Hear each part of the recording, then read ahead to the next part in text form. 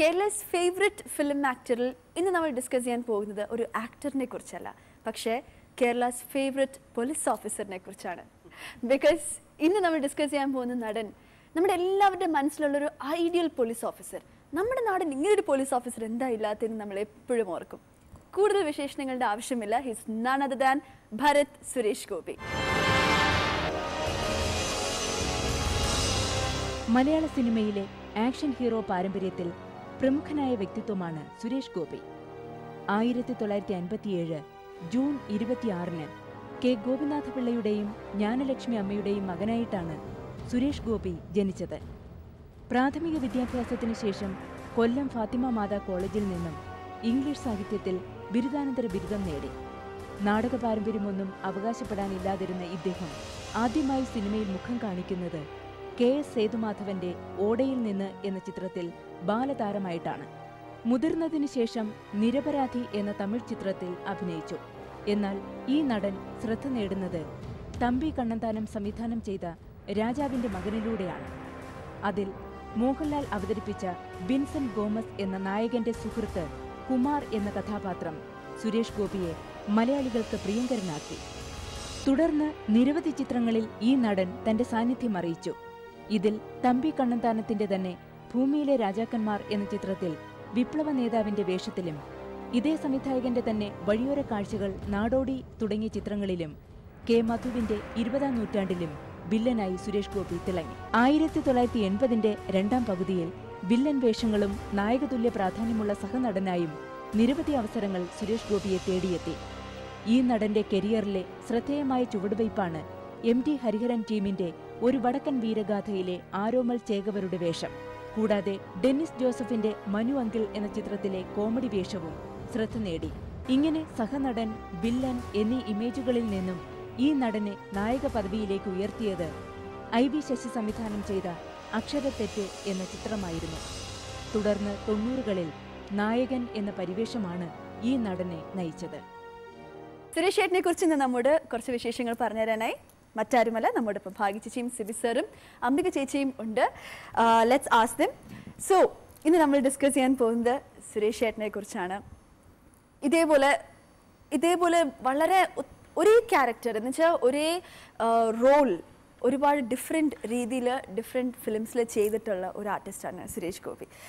അദ്ദേഹം ആദ്യം വളരെ സർപ്രൈസിംഗ് ആയ ഒരു ഇൻഫർമേഷൻ എന്താ വെച്ചാൽ ഇദ്ദേഹം ആദ്യം ഒരു ചൈൽഡ് ആർട്ടിസ്റ്റ് ആയിട്ട് വന്നിരുന്നു. വളരെ ഫേമസ് ആയ ഫിലിമില് ഓടയിൽ നിന്ന് എന്ന ഫിലിമില് 1965 ചൈൽഡ് ആർട്ടിസ്റ്റ് ആയിട്ട് വന്നിട്ടുണ്ടായിരുന്നു. ഇത് വളരെ നമുക്ക് എല്ലാവർക്കും ഒരു ന്യൂ ഇൻഫർമേഷൻ തന്നെയാണ്. അതിനുശേഷം പിന്നീട് തിരിച്ചു വരുന്നത് സത്യൻ സാറിന്റെ ഫിലിമിലൂടെയാണ്. അപ്പം കൂടുതലും ഞാൻ പറയുന്നതിനെക്കാട്ടിലും സിബി സാർ അദ്ദേഹത്തോടൊപ്പം ഫിലിംസിൽ അദ്ദേഹത്തെ അഭിനയിപ്പിച്ചിട്ടുണ്ട് താങ്കളുടെ ഫിലിംസിൽ. അപ്പം ഈ ഒരു ആക്ടറിനെ കുറിച്ച് ഒരുപാട് ഫിലിംസ് ചെയ്തിട്ടുണ്ട്. നമ്മുടെ എല്ലാവരും ഇഷ്ടപ്പെട്ട ഒരു പോലീസ് ആണെങ്കിലും ഡിറ്റക്റ്റീവ് ആണെങ്കിലും അതുപോലെ ഡയലോഗ് ഡെലിവറി, ലാംഗ്വേജ് ഒക്കെ, ഇതിനെക്കുറിച്ചൊക്കെ എന്താ സിബി സാറിന് ആസ് എ ഡയറക്ടർ എങ്ങനെ ഇവാലുവേറ്റ് ചെയ്യുന്നു?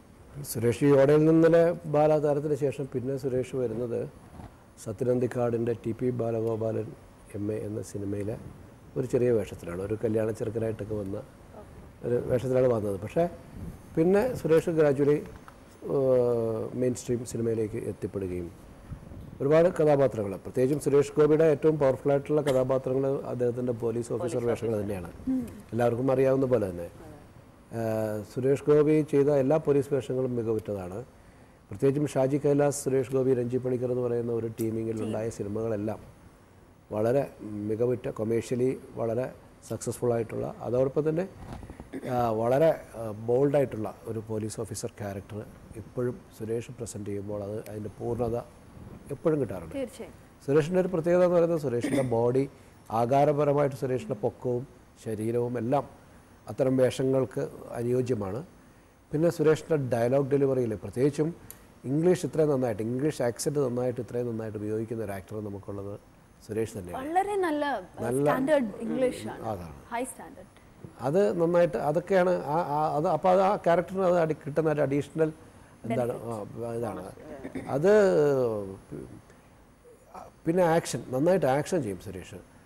ആക്ഷൻ ചെയ്യുമ്പോൾ നമുക്കറിയാം അത് പവർഫുള്ളാണ്, അയാൾ ശരിക്കും ഇടിക്കുകയാണ്, ഇടി കൊള്ളുന്ന ആൾക്ക് അത് ശരിക്കും അത് ക്ഷതമേൽക്കുന്നുണ്ട് എന്ന് തോന്നുന്ന രീതിയിൽ പവർഫുള്ളായിട്ട് ചെയ്യാൻ പറ്റുന്ന ആ ഒരു ആകാരവും എല്ലാം സുരേഷിന് ഉണ്ട്. അതോടൊപ്പം തന്നെ സുരേഷ് മെയിൻ സ്ട്രീം സിനിമയിൽ നിന്ന് മാറിയും സിനിമകൾ ചെയ്തിട്ടുണ്ട്. പ്രത്യേകിച്ചും ജയരാജിൻ്റെ സിനിമകളിലൊക്കെ മാറി. ഇപ്പോൾ കളിയാട്ടം ചെയ്തു, പൈതൃകം ചെയ്തു, എൻ്റെ കൂടെ സിന്ദൂരരേഖ ചെയ്തു. പിന്നെ വളരെ ലൈറ്ററായിട്ടുള്ള വളരെ രസകരമായ സിനിമകളും വേറെ സുരേഷ് ചെയ്തിട്ടുണ്ട്. അപ്പം സുരേഷ് മകൾക്ക് അപ്പം എപ്പോഴും സുരേഷ് അങ്ങനെ ഒരു ആക്ഷൻ ഹീറോയുടെ അല്ലെങ്കിൽ ഒരു പോലീസ് ഓഫീസർ വേഷങ്ങളുടെ അല്ലെങ്കിൽ എന്താണ്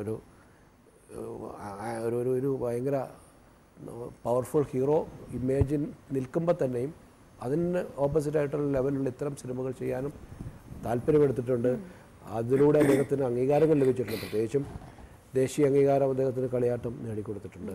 അതെ, തീർച്ചയായും. കളിയാട്ടം എന്ന ഫിലിം അദ്ദേഹത്തിൻ്റെ കരിയറിലെ ഒരു ഭയങ്കര എപ്പോഴും നമ്മൾ എടുത്തു പറയേണ്ട ഒരു ഫിലിമാണ്. പക്ഷെ അതിന് മുൻപായിട്ട് ഇന്നും നമ്മളെല്ലാവരും മറക്കാതെ we always remember his dialogue, just remember that. അത് ശരിക്കും കമ്മീഷണർ എന്ന ഫിലിമിലൂടെ വന്ന ഒരു ഡയലോഗാണ്. ഓർമ്മയുണ്ടോ ഈ മുഖം? അതൊക്കെ നമുക്ക് എപ്പോഴാണ് മറക്കാൻ കഴിയാം മുഖം, അല്ലേ? ആ ഡയലോഗും മുഖം നമുക്ക് ഒരിക്കലും മറക്കാൻ പറ്റില്ല. അപ്പം ഇത്തരം ഡയലോഗ് ഡെലിവറി, ഭാഗ്യ ചേച്ചി, ഒരുപാട് ആക്ടേഴ്സ് നമുക്ക് വന്നിട്ടുണ്ട്. മോഹൻലാൽ, മമ്മൂട്ടി, ജയറാം, ഒത്തിരി നമുക്ക് കേരള ജനതയ്ക്ക് ഇഷ്ടപ്പെട്ട ഒരുപാട് ആക്ടേഴ്സ് ഉണ്ട്. പക്ഷെ ഡയലോഗ് ഡെലിവറിയിൽ സുരേഷ് ഏട്ടൻ്റെ പ്രത്യേകത അദ്ദേഹത്തിനൊരു ടോണുണ്ട്. സംസാരിക്കുന്നതിൽ എല്ലാത്തിനും ഒരു ടോണുണ്ട്. അതൊരു പോസിറ്റീവാണോ നെഗറ്റീവാണോ ഈ ആക്ടറിനെ സംബന്ധിച്ചിടത്തോളം? ഒരു ടോൺ നോട്ടീസ് ചെയ്തിട്ടില്ലേ ഭാഗ്യ ചേച്ചി? ഞാൻ മനസ്സിലാക്കിയ സുരേഷ് ഗോപിയെ കാണുന്നത് 1 മുതൽ 0 വരെ എന്ന് പറയുന്ന സിനിമയ്ക്ക്, അതിൽ സുരേഷ് ഗോപി ഒരു സീൻ അഭിനയിച്ചിട്ടുണ്ട്. ആ സിനിമയിൽ ഞാൻ ഹീറോയിൻ വോയിസ് ഡബ് ചെയ്യാനായിട്ട് അവിടെ ചെല്ലുമ്പോൾ സുരേഷ് ഗോപി അന്ന് ഒന്നും ആയിട്ടില്ല. അതിലിങ്ങനെ ഒരു ബീച്ചിൽ കൂടെ ജസ്റ്റ് ഇങ്ങനെ ഒരു ഷോട്ടേ ഉള്ളൂ, ഈ പെൺകുട്ടിയെ കാത്തു നിൽക്കുന്ന ഒരാൾ. പക്ഷേ ഈ 2 സ്ത്രീകളും ഒരു കള്ളനാണോ, അയാൾ എന്തിനാണ് നമ്മളെ അങ്ങനെ സംശയിക്കുന്ന ഒരു കഥാപാത്രം. പിന്നീടാണ് ഈ പെൺകുട്ടിയെ പെണ്ണ് കാണാൻ വന്ന് നിൽക്കുകയാണ് അയാളെന്നൊക്കെ മനസ്സിലാവുന്നത്. അത്രയും